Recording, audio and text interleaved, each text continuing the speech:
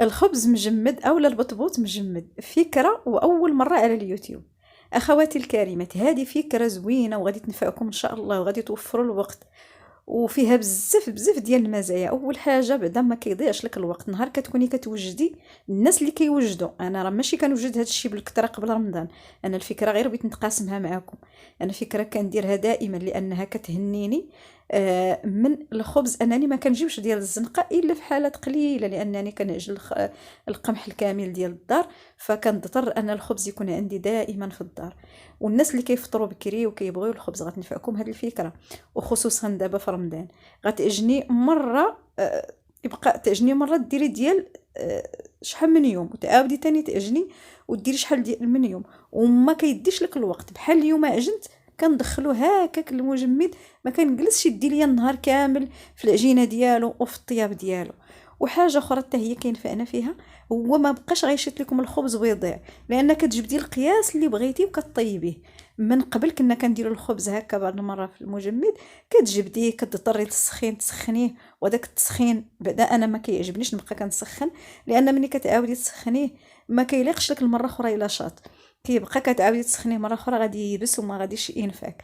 هاد الفكره راه اللي عطيتها ليه كيشكرني عليها، لا من عائلتي لا من صحاباتي.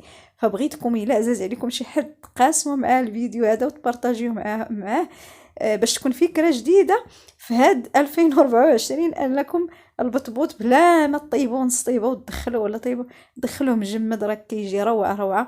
طيبيه شتي طيبيه كاع مجمد، وراه غتشوفوها معايا في الفيديو، راه كيجي زوين. بسم الله والصلاه والسلام على رسول الله وعلى اله وصحبه اجمعين. ونبدا معكم دابا. غادي الطحين النوع اللي عندكم هذا راه ماشي فرص، هذه غير فرينه والقمح الكامل بالنخاله. هو اللي غادي نعجن، غتشوفوا به هذا البطبوط هذا. انا جربته في كل شيء، جربته في القمح الكامل الراسو، جربته في الشعير، اي نوع ديال الطحين غيجيكم 100% زوين. تبعوا معايا غير هاد الخطوات وهذا الشيء اللي غادي نقول لكم. العجينه ديالكم اللي كتعجنوا عاديه، غادي تخليها تخمر. فهاد التخمير الاول ما تخلوهاش تفيض، لان البطبوط دائما ما خصوش دوز ليه الخميره بزاف. كنغطيها انا بواحد الزلافه، كيبدا العجينه كتخرج من تحت القصريه، كنعرف القياس اللي بغيت، ماشي تا كتفيض بزاف. غير خرجت ليا العجينه، ها نتوما دفعات الزلافه الفوق، غادي نحيدها وغادي نمشي نشكل الخبز ديالي. هذه نقطه مهمه ومهمه بزاف باش ينجح معاكم ويجي خاوي. وواخا تجمديه واخا تخرجيه تيطلق، واخا هذه فكره غتنفعكم دائما في البطبوط. شوفوا التخمار ديالها كي داير، شوف انا ماشي خامره بزاف تدير دوك الخيوطه كتار، ولا كتخمر تخمار متوسط. غادي نشكل منها البطبوط الصغيور، لان غتشوفوه معايا حتى هو، لان في هذا رمضان كنحتاجوه بزاف. شكلوا البطبوط الصغير، غير اللي عندها المجمد غير ديال الثلاجه، ديري غير طبسيل ولا بلاطو، وديري التستيفه الاولى، وردي مثلا هذاك المنديل اللي قرصتي فيه، وعاودي ديري التستيفه الاخرى وديري تاني، وديري حتى تكملي، يعني ما غيشدلكش واحد المساحه كبيره في المجمد. واللي عنده المجمد الكبير راه بطبيعه الحال يدير بلاطو كبير ولا اللي كان. المهم غندير معكم كذلك حتى البطبوط كبير حتى هو غادي نديروه. وتا هو الا عندكم غير المجمد ديال الثلاجه، غتشوفوني نيت هنا في الفيديو، انا دائما كنشكل البطبوط ديالي، وكندير غير واحد التبصيل صغير، وكنبدا كندير حتى هو بطبوطه على الاخرى على الاخرى على الاخرى. الفكره الاخرى اللي غادي تخليه ينجح معاكم هو هاد التخمار ديالو الثاني. فالتخمار الثاني ما نخليهش يفيض. شوفوا كنوريكم هنا راه خبزه كل وحده فوق الاخرى، باش هذاك التبصيل الصغيور ما غيشد ليش مساحه كبيره. اللي عنده مجمد كبير راه كيدير شي حاجه كبيره نيت. قلت لكم الفكره الثانيه اللي غتخليه ينجح لينا، هو كنشوف الخطبوط ديالي هي تيخمر فقط وتندخلوا للمجمد. هنا كنوريكم بعد ما جماد وجبدته ما كيلصقش، وتا الا شد لك في الزيف راه عرفتوا راه ما كاين الزيوف راه ما كيلصقوش في الخبز.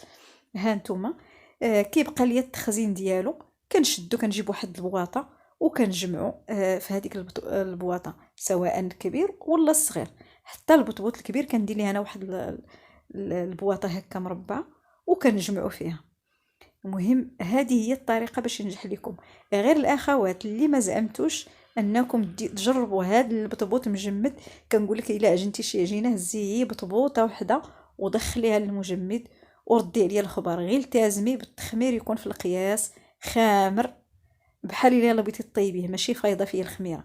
هذه هي اللي غتخليه ينجح لكم 100% وما يجيش لاصق، ومني تبداي طيبيه كيتنفخ. وهذا الشيء راه غادي تشوفوه معايا في الفيديو، لان غادي نطبقوا معاكم تشوفوه بعينيكم اننا كنطيبوه، سواء بغينا نطيبوه جامد او لا كنجبدو وكنخليه حتى كيرتاح الوقيته اللي بغيتو وكنشعل ليه وكنطيبو. والله والله الا فكره اكثر من رائعه، غير اللي ما بغيتش تجربوها وبارطاجيوها مع الناس اللي عزاز عليكم انهم يجربوها. غادي تهناو الاخوات كيف تهنيت انايا. انا كنوريكم الخبزه وهي جامده، فما بالك الا خرجتيها وخليتيها على خاطرها ترجعت كي كانت بحال كيجي زوين. البوطه كتشعليها تكون في القياس، كتسخن لك المقله، ما ديرهاش في المقله بارده، تكون المقله سخونه وكتقلبي. ومن بعد كتضبطي العافيه ديالك صافي وكتبداي طيبي البطبوط. ها نتوما راه غتشوفوا معايا كيفاش كيتنفخ وكيجي خاوي من الداخل وكيجي بحال الشهده. والله الا رانا هي ما نشكر لكم، انا بغيتكم تجربوه لانه غينفعكم في هذا الشهر الكريم. يعود يشد لك الوقت تصلي، يشد لك الوقت لاي حاجه، لان العجينه هي اللي كتشد لنا الوقت بزاف، وخصوصا الناس اللي كيبوا الخبز ديال الدار. والخبزه ديالنا كطيب. غادي نذكركم احبابي الكرام واخواتي اللي كتفرجوا فيا، الله يجازيكم بخير. ما نساوش خوتنا، ما نساوش خوتنا في غزه، ندعيو معاهم في هذا الشهر الكريم، الله ينصرهم والله يكون معاهم. ضروري ما نتذكروهم، لان احنا الامه ديالنا هي هذه. راه الانسان اللي ما حسش ما يقولش براسو راه هذه قوه مني، راه الا ما حسيناش بخوتنا راه ما فيناش الخير.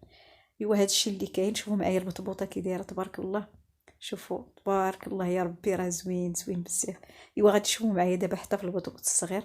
نكملوا هذه نحيدوها وغتشوفوه معايا كي كيجي، راه زوين بزاف. ما زعما ما نقول، قول شي قدام عينيكم.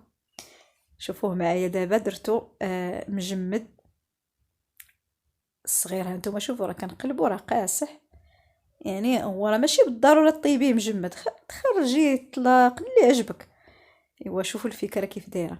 اذا اخواتي الكريمات، وبلا ما نطول عليكم ونكثر عليكم، غير بارطاجيو الفيديو وحاولوا تشجعوا هاد القناه هذه، لان كنجيب لكم فيها كل ما هو مفيد. ماشي زربانه على كنجيب كل نهار فكره، ولا كنجيب لكم شي حاجه اللي فيها الفائده فعلا وغادي تنفعكم وتفيدكم. صافي. ما بقى لي نقول لكم الا الله يسهل عليكم ويعاونكم، والله يبلغنا رمضان يا رب، لا فاقدين ولا مفقودين. والسلام عليكم ورحمة الله، والى فيديو قادم باذن الله.